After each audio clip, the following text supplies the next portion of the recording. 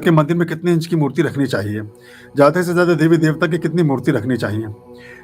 घर के मंदिर में कितने इंच की मूर्ति रखनी चाहिए? अगर आप दीक्षित संयोगी हैं, अगर आपने किसी संबुद्ध रहस्यदर्शी से, किसी संबुद्ध गुरु से दीक्षा ली है, तो आपको फिर उसमें इंच की प्रतिबद्धता नहीं होती। लेकिन सामान्य ढंग से जिन्होंने कभी कोई दीक्षा नहीं ली, कभी किसी विशेष विधान में समाहित नहीं है, किसी गुरु के संरक्षण और सानिध्य में नहीं है, ऐसे बाजार में कहीं जा रहे थे, कोई मूर्ति दिख गई है, तो उनको कोशिश करना चाहिए कि 4-5 इंच से ऊंची मूर्ति ना लें। लेकिन बाकी लोगों के लिए फिर उसमें आकार का कोई प्रतिबंध नहीं है। ज़्यादा से ज़्यादा देवी देवता की कितनी मूर्ति रखनी चाहिए? देखो, मूर्तियों से अधिक मैं आपको बताना चाहता हूं कि आप श्री विग्रह की तरफ चलें।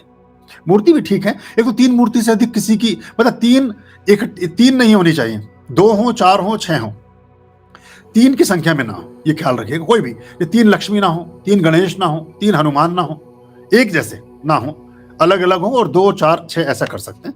और इससे अच्छा है श्री विग्रह, जिसमें परमात्मा जो जो चीजें ईश्वर ने अपने विग्रह के रूप में, अपने स्वरूप में निर्धारित की हैं, उनको रखने से अधिक लाभ प्राप्त होता है। मूर्ति तो हम मनुष्य बनाते हैं, और मनुष्य अपने ढंग से मूर्तियां बनाता है। मूर्ति कभी भी होलो नहीं होनी चाहिए, अंदर से खोखली नहीं होनी चाहिए, ठोस होनी चाहिए, बाजार में कम मिलती है। उनके नाक नक्श ठीक होने चाहिए, उनका वास्तु एकदम ठीक होना चाहिए। अगर मूर्ति के नाक, शिख, नख में कोई दोष है, तो ऐसा कहा गया है कि जो उसका पाठ करता है उस मूर्ति के सम्मुख बैठकर, उसके शरीर में भी वो दोष उस तरह के आने लगते हैं। तो मूर्ति को बहुत अच्छे से देखे तो ये बड़ा, इससे अच्छा है कि अब जैसे शालिग्राम है, लिंगम है, बहुत सारे स्वरूप हैं। फिर मणियां हैं, बहुत तरह की मणियां आती हैं जो कॉस्मिक जोन के स्टोन्स होते हैं, बहुत बहुत इफेक्टिव होते हैं, बहुत अच्छे से वो काम करते हैं। ये लिंगम 12 प्रकार के लिंगम होते हैं, उनमें से कोई भी लिंगम, ऐसी चीजों को रखेंगे तो बहुत अच्छा वो आपके पास काम करती हैं। कुछ पिरामिड्स हैं, कुछ और क्रिस्टल्स हैं, कुछ मकरबा, ये इस तरह की चीजें हैं जो बहुत अच्छे ढंग से, आप लीव्स हैं, वो आपके लिए ज्यादा अच्छे काम करते हैं। लेकिन कोई प्रतिमा भी लें तो अगर स्टोन्स मिले ना तो बहुत अच्छा रहता है। अच्छा, अपने अगला प्रश्न, आपके मूर्ति सबसे ज्यादा कौन सी अच्छी रहती है, लकड़ी या मार्बल की? मार्बल भी ठीक है, लकड़ी भी ठीक है।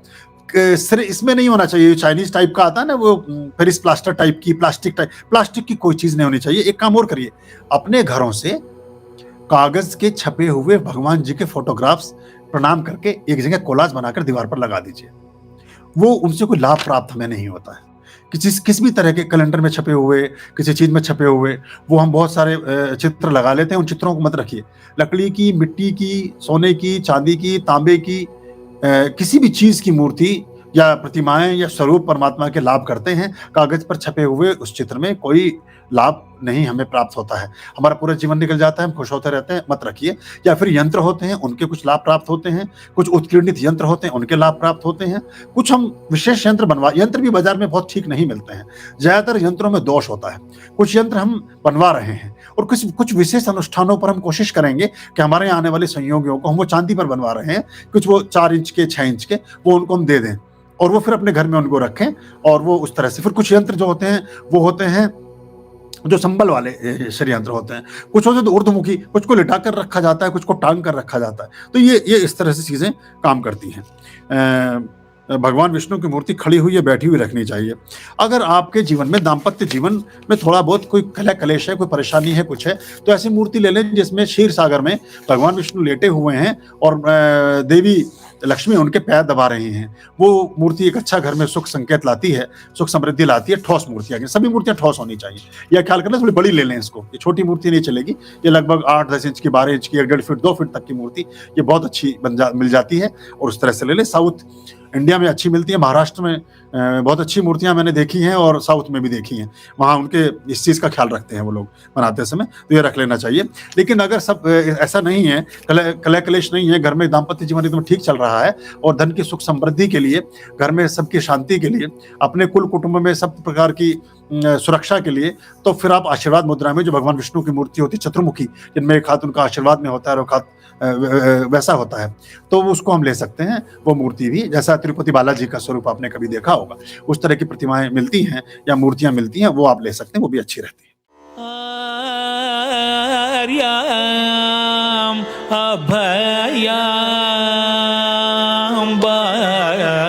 भज रे चित संततम